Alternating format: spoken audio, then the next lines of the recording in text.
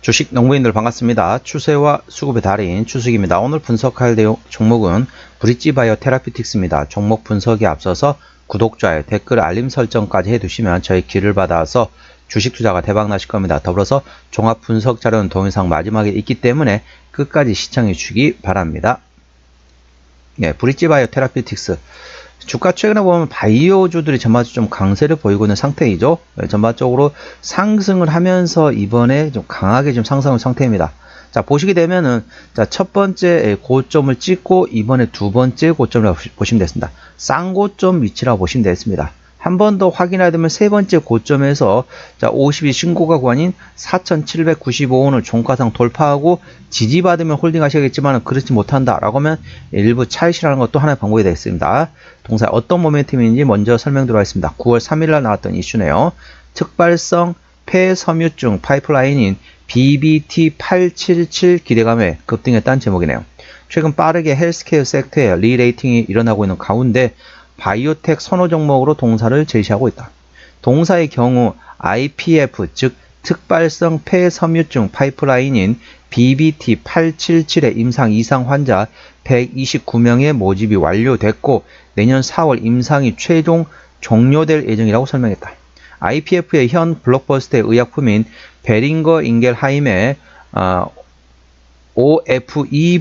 OFEV의 2023년 38억 원의 매출액을 기록했으며 OFEV의 폐기능 감소 지연을 넘어 BBT7, BBT877 폐활량을 회복시킬 수 있는 2세대 치료제로서의 가능성에 주목해야 한다. 그래서 이제 폐섬유증 관련된 모멘텀 신약이다 보시면 되겠습니다. 투자에 참고하시고 자 이제 기술적 분석해 보도록 하겠습니다.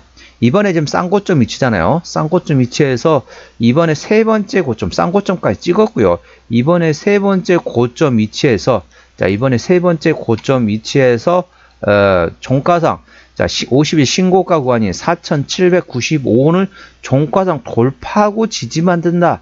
라고 하면 당연히 홀딩해야겠지만은 그렇지 못한다면 일부 차익이라는 것도 하나의 투자의 방법이라고 보시면 됐습니다. 현재 구간 저항대 같은 경우는 4,400원 구간입니다. 4,400원부터는 투자자 심리가 흔들릴 수 있는 구간이기 때문에 5일선 대응하시면 되겠습니다. 5일선 종가상이 다시 절반 정리, 그 다음날 시가에 회복하지 못한다면 나머지도 차익한다 보시면 되겠고요.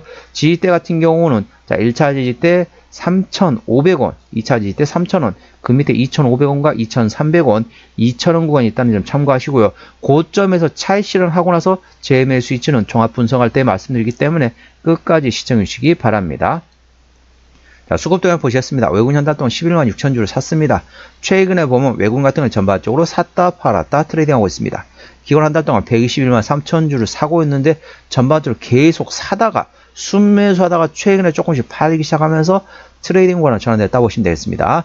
금투 같은 경우는 최근에 샀다 팔았다 트레이딩, 보험도 트레이딩, 투신도 트레이딩, 연기금은 순매수했다가 현재 관망, 사모펀드 최근에 순매도 기지라고 보시면 되겠습니다. 참고적으로 동사 같은 경우는 기관이 해내라고 있습니다. 그렇기 때문에 전반적으로 자 금투, 보험, 투신이 현재 샀다 팔았다 트레이딩 구간이기 때문에 트레이딩에서 순매수로 전환되는지 A 주시하시고요. 연기금은 순매수하다가 현재 관망 상태인데 다시 순매수 기조가 계속 이어지는지 A 주시하시기 바랍니다. 동사는 기관이 핸들어 있기 때문에 기관의 수급 동향을 A 주시하시면 되겠습니다. 자, 신용비율 같은 경우는 0.77%입니다. 이 정도면 양호합니다. 신용비율을 보는 이유는 단발적인 이슈에서 주가 급락 시 신용에 대한 담보 부족으로 해서 반대 매매 물량이 나왔다면 확인하는 건데 3%대까지는 양호하다 안정적이다 4%부터는 다소 부담스럽고 리스크 있다 말씀드리고 있습니다.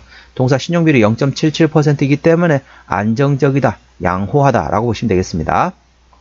자, 동사 최대 지분율 같은 경우는 자, HTS상으로는 9.42% 지분율을 가지고 있습니다. 책임 경영 확인 차원에서 중소형주는 최대 지분율이 30% 이상이면 됩니다. 자, 동사 같은 경우는 9.4% 지분율을 가지고 있기 때문에 책임 경영 확인 차원에서는 다소 최대 지분율이 약하다라고 보시면 됐습니다. 자, 이걸 좀 모르시는 분들이 많이 계세요. 이걸 왜 책임 경영 여부를 왜 보느냐, 최대 지분율을 왜 보느냐라고 생각할 수 있겠습니다. 자, 쉽게 생각하면 그렇습니다. 내가 어떤 회사를 차렸습니다. 그러면은 회사가 전망이 밝고 상당히 괜찮을 거다라고 생각하면 어떻습니까? 지분을 많이 넣겠죠. 왜? 나중에 관련돼 가지고 뭐 배당이라니 받으면 좋잖아요. 그렇기 때문에 본인이 어느 정도 투자를 어느 정도 많이 합니다. 회사가 좋으면은. 근데 이제 회사가 실적도 좀 별로고 어떻게 될지는 모르겠는데 라고 생각하면 어떻죠? 그냥 조금만 일단 해놓고 나중에 안 되면 좀 팔든지 회사 매각하든지 하자. 이런 게 지금 심리적으로 그렇다는 거죠. 그래서 자, 이 회사가 또 꼭 그렇다는 얘기 아닙니다. 이 회사 꼭 그렇다는 얘기 아니고 자, 책임 경영과 책임 경영의 반대 개념을 좀 설명드리도록 하겠습니다.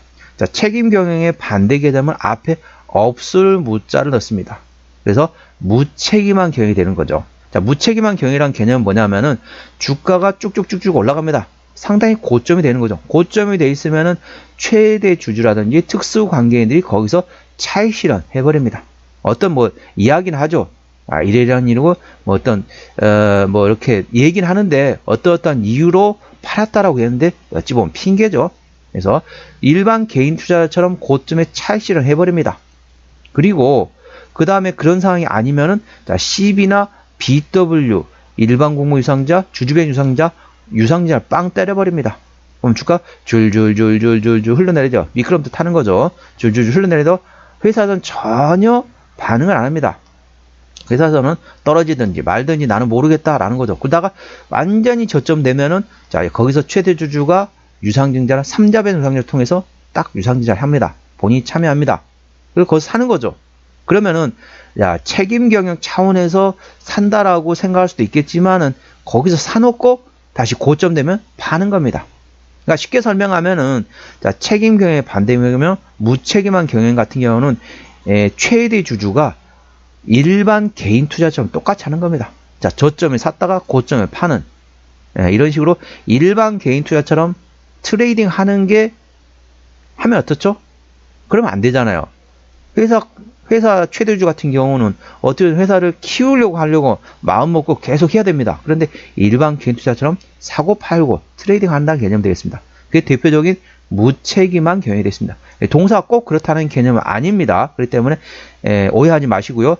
최대 주주, 그러니까 책임 경영과 무책임한 경영을 구분해서 알려드리기 위해서 말씀드렸다는 점 투자에 참고하시기 바랍니다. 자, 동사, 그렇기 때문에 일단 최대주 지분율은 9.42% 지분율이기 때문에 현재 책임 경영 확인 차원에서는 다소 지분율이 약하다라고 보시면 되겠습니다. 자, 실적 보시도록 할게요. 매출액 같은 경우는 재작년에 30억 원대에서 작년에 1억 원 나왔고요. 영업이익은 계속 적자 지속, 당기순이익도 계속 적자 지속 중인 상태입니다. 자, 보시게 되면은, 자, 매출액 같은 경우도 작년 2분기 1억 원 대비 작년 3분기, 4분기, 올해 1분기, 2분기까지 매출액 자체가 0원입니다. 매출액 자체가 아예 없습니다. 영업이익과 당기순이익 계속 적자 지속 중인 상태라는 점 투자에 참고하시고요. 자, 동사 부채 비율 같은 경우는 65%, 유보율은 46%밖에 안 되기 때문에 일반적인 재무 상태이긴 하지만 거의 유보율이 없다. 회사에 돈이 거의 없다라고 보시면 되겠습니다. EPS는 당기순이익 적자일 때는 마이너스고요. BPS는 481원이 되어 있습니다. 자, 계산을 쉽게 500원 기준 현재 밸류에이션 보시도록 하겠습니다. 자, 500원이면 58은 40, PER 8배가 됐습니다. 자, PER 8배란 거는 자산가치 대비 8배, 청산가치 대비 8배가 됐습니다. 그러면 쉽게 설명하면 그렇다는 거죠. 어떤 사람한테, A라는 사람한테 물어봅니다. 야, 너 집 있냐? 그랬더니, 나 집 있어. 너 자산이 얼마나 돼? 나 집이 10억 원짜리 집이 한 채 있어. 아, 그렇구나. 10억 원짜리 집이 있네? 그러면 은행 부채는 얼마 정도 돼? 나 은행 부채는 80억 원이야. 야, 너 자산이 총액 너 집밖에 없다며. 너 집밖에 없지. 집이 10억 원인데 은행 부채가 80억 원이나 돼? 그래. 내 자산 대비 은행 부채가 8배 정도 많다. 꼭 그거와 똑같은 개념은 아니지만 주식 초보자분을 위해서 비교해서 말씀드릴 것이라는 거죠. 그렇기 때문에 적정 주가 수준은 PBR 1배에서 2배 수준입니다. 2배 이상은 고평가, 1배 미만은 저평가라고 보시면 되겠습니다. 동사로는 PBR 8배 이상이기 때문에 저평가곤 아니다 보시면 되겠습니다. 하지만 이런 종목 어떻습니까? 동사는 중소형 바이오주다 보니까 전반적으로 실적 밸류에이션보다는 모멘텀에 따라 주가는 움직이는 테마의 습성을 가지고 있다는 점 투자에 참고하시기 바랍니다. 동사의 매출 비중은 이제 기타 매출이 되는데 전반적으로 신약을 개발해가지고 라이선스 아웃 이쪽이라고 보시면 되겠습니다. 자본금 변동 내역 보시도록 하겠습니다. 동사의 주식 전환, 올해 2024년도에 주식 전환을 일단 3차례 했네요. 21만 주, 6만 5천 주, 2만 1천 주. 그러니까 한 27만, 거의 한 30만 주 정도 주식 전환이 되었고요. 그 다음에 주주배정 유상증자를 또 했네요. 2024년 8월 8일 날 1220만 주 했습니다. 그리고 또 주식 전환 또 다시 했습니다. 또 다시 이렇게 지금 현재 확인된 것만 4월 30일 이후로 주식 전환 또 4번 했습니다. 그렇기 때문에 총합해보면 주식 전환 8번, 주식 전환 8번 했고 주주배정 유상증자 1번 했습니다. 그렇기 때문에 주주배정 유상증자가 포함하게 되면 대략적으로 1200만 주, 한 1300, 1400만 주 가까이 매물이 있다 보시면 되겠고, 아까 보셨던 것처럼 일반적인 재무 상태이기 때문에 추가적인 유상증자 가능성은 일부 열려있다는 점 투자에 참고하시기 바랍니다.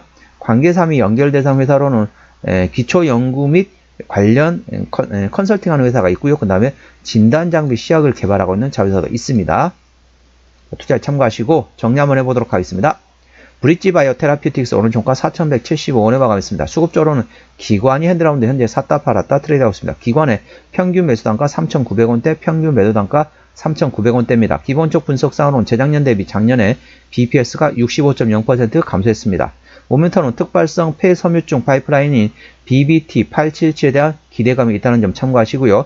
추세대로 보시겠습니다. 차트 추세는 61.2이기 때문에 과열관 70까지는 약간의 여력이 있고요. 수급 추세는 64.2이기 때문에 과열관 80까지는 충분한 여력이 있겠습니다. 목표 주가 1차는 4,400원이고 4,400원부터는 투자자 심리가 흔들릴 수 있는 구간이기 때문에 5일선 대응하시면 되겠습니다. 5일선 종가상 이탈 시 절반 정리, 그 다음날 시가에 회복하지 못한다면 나머지도 차익실한다 보시면 되겠고요. 손절라인 1차는 3,000원, 손절 아닙니다. 죄송합니다. 손절 라인 되어 있지만은 자, 고점에서 차익 실현하고 나서 재매수 위치가 되겠습니다. 1차 재매수 위치는 3,000원, 2차 재매수 위치는 2,500원권 있다는 점 투자에 참고하시기 바랍니다. 오늘은 브릿지 바이오 테라피틱스에 대한 종목 분석이었고요. 구독, 좋아요, 댓글, 알림 설정까지 해두시면 저의 기운을 받아서 주식 투자가 대박 나실 겁니다. 더불어서 많은 관심과 격려 부탁드립니다. 이상 추세와 수급의 달인 추수겠습니다. 감사합니다.